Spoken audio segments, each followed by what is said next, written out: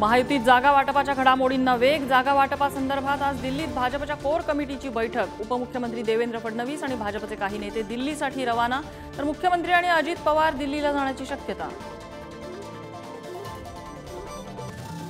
उद्धव ठाकरे हिंगोली दौऱ्यावर। देवेंद्र फडणवीसांना घरफोडीचा परवाना आणि हातोडा द्या। ठाकरेंचा देवेंद्र फडणवीसांवर घणाघात।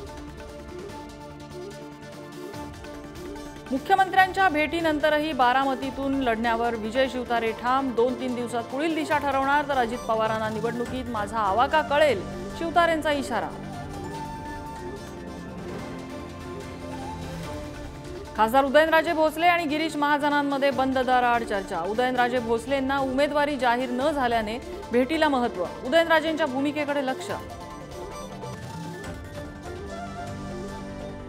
मुंबईच्या पालिका आयुक्त पदावरून इक्बाल सिंह चहल यांची तडकाफडकी बदली। केंद्रीय निवडणूक आयोगाच्या आदेशांनंतर कार्यवाही, तर गेल्या 2 वर्षातील घोटाळ्याची चौकशी व्हावी, आदित्य ठाकरेंची मागणी।